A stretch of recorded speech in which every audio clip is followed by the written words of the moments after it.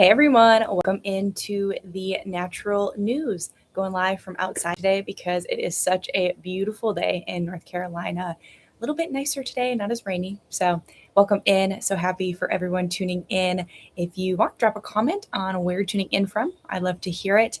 I have some really fun topics to talk about today, some new things coming out of health and wellness and the news. So drop a comment where you're tuning in from. We are going to go ahead and get started right away. And the first thing that I want to talk about is fibermaxxing. So fibermaxxing is everywhere right now. NPR just reported on the rise, which is basically people intentionally building more fiber into their meals for digestion, blood sugar support, and just supporting long-term health. So the wild part about this trend is it's getting attention because most people are still way behind.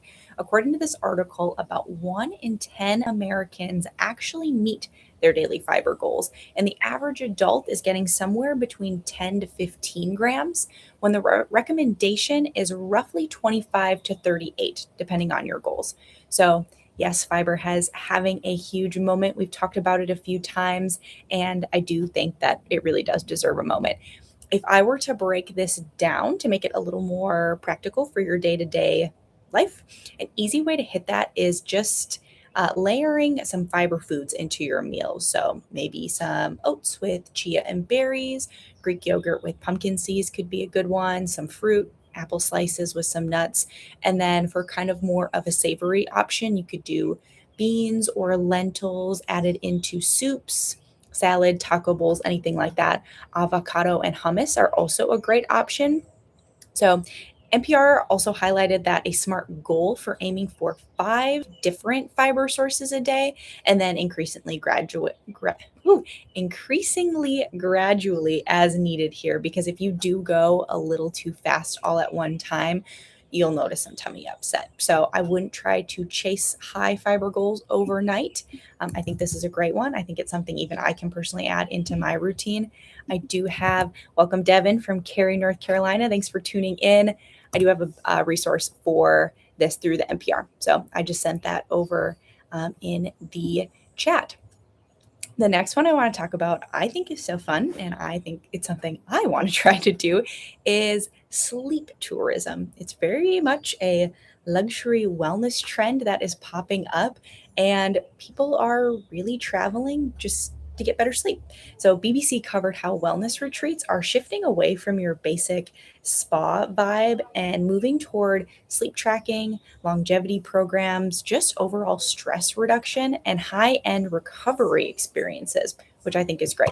The demand is clearly here. McKinsey's 2025 Future of Wellness survey found that 6 out of 10 people rank healthy aging as a top priority. And the Global Wellness Institute says that wellness tourism is one of the fastest growing segments inside a $6.8 trillion industry.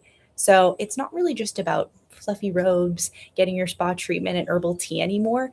People really want travel that does feel restorative, measurable, and personalized. So, price wise, this is definitely in the luxury category. BBC noted that the nightly stays at specialized retreats can cost several thousand pounds or dollars, depending on what country you're in. Well, ultra luxury medical style retreats can be more into the 10,000s. So, maybe not something we can jump into right away, something to save up for, but there is a simple takeaway here is that when we're traveling, we just want more restorative sleep, something that might not be go go go when it's all travel anymore. We want rest, recovery, and better sleep, feeling coming back from your vacation feeling relaxed. So BBC and CNN both had an article on this as well. So I will share those in our chat here so you can take a look at those.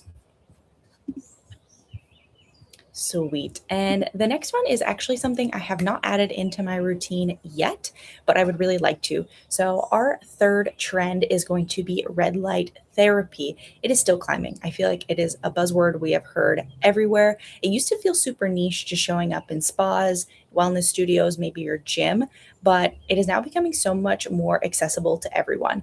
Fortune recently broke down why red light therapy is becoming such a wellness trend right now. And part of the appeal is it sits right at the intersection of beauty, recovery, and biohacking. The science story is also part of why this trend really does have legs. The article notes that the red light therapy research traces back to NASA in the 1990s. It also explains why visible red light typically sits around 630 to 700 nanometers, while near infrared is around 8 to 850 nanometers, and that penetrates more deeply into the tissue. So, whether people are using it for skin, recovery, inflammation support, it definitely has moved more into that wellness category, which is why we're seeing it pop up everywhere. If you want to make this useful, you can also look for a red light mask. They also make the just more of like a box that you can sit in front of. But the important thing to look for is that the brand is clear about the wavelength, ideally in the red and near infrared ranges that the article talked about, those numbers that I mentioned recently. I'll link that for you as well. You really want to look for good face coverage, comfort, and a really hands free fit. So you're not having to sit here like this the whole time. Also, want to make sure that these devices are coming from a good source. So, do your research when you're looking for. I don't have any recommendations at this time, but I'll do some research myself. And if you're looking for one, we can certainly get back to that. But just making sure that it's a good one, fits in those ranges for the nanometers. And I know there's a million of them out there. So I'll link these two resources for you so you can find those if you are interested in red light therapy.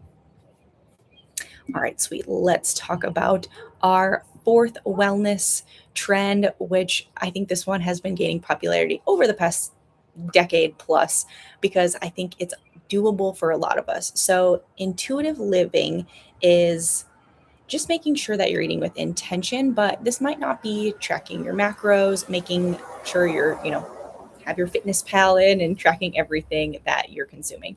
So, not just intuitive eating, but the bigger idea that people are getting tired of these hyper rigid wellness routines and they want something a little bit more personable and sustainable.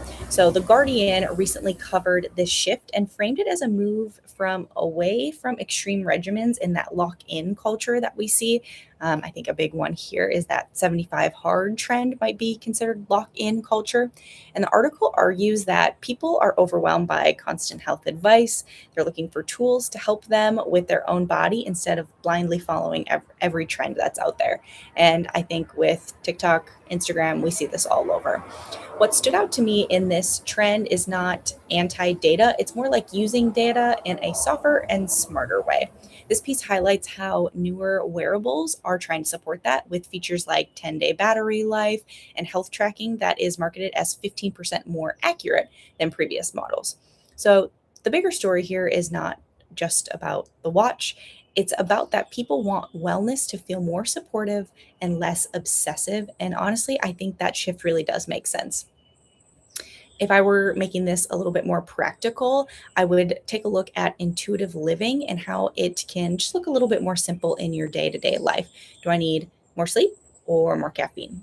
Do I need to do a harder workout or is today just about a walk? Do I need another supplement or do I need to take a look at what I'm eating and maybe can fill in the nutrient gaps with food? And that's probably why this trend is landing because people are craving less pressure and more self awareness. I have that article from The Guardian here to share with you as well. So you can take a look at that.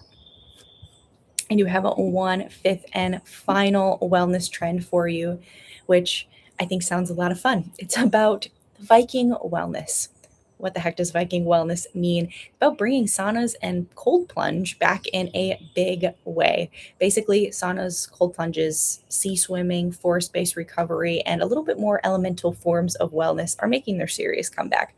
This article by BBC is talking about contrast therapy and moving from a little more niche ritual to a fast growing spa and travel trend. And this is not just about luxury, it's about people wanting wellness that feels grounding, social, and real. So, this article notes that the geothermal pools at places like Sky Lagoon in Iceland are heated to around 38 to 40 degrees Celsius, which is about 100 to 104 degrees Fahrenheit, before guests move into colder experiences. It also points out that Condé Nast Traveler named Viking wellness one of the most popular trends in 2026. So, this feels like part of wellness trends and returning back to basics, less biohacking in a lab, more heat, cold, nature, and nervous system reset.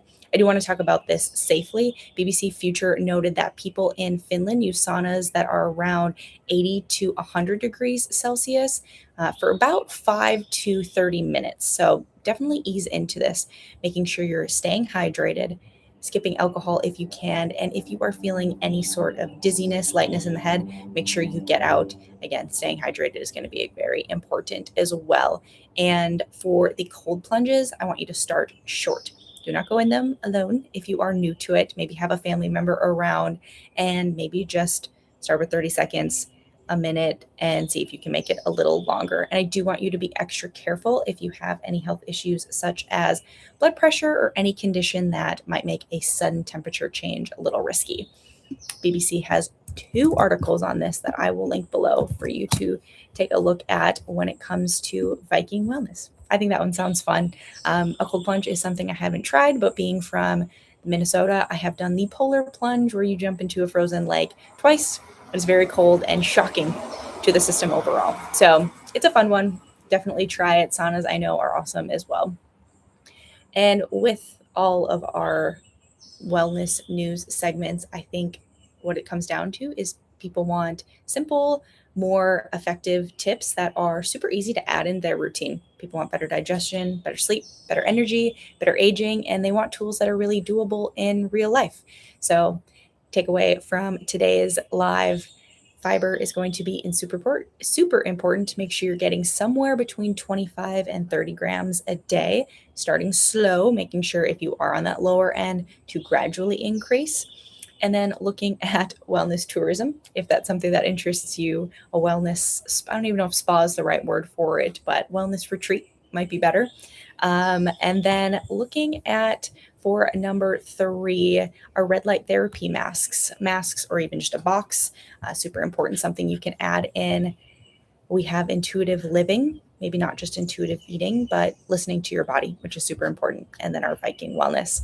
If you want to learn any more about these topics or have any questions, you can certainly drop them in the comments, or you can join us over at our Natural Wellness Collective page in school. That's our group. I'm there every single day for you to learn, ask questions. We have weekly meal plans and challenges coming soon. So thank you so much for joining me today. If you have any questions, comments, definitely let me know.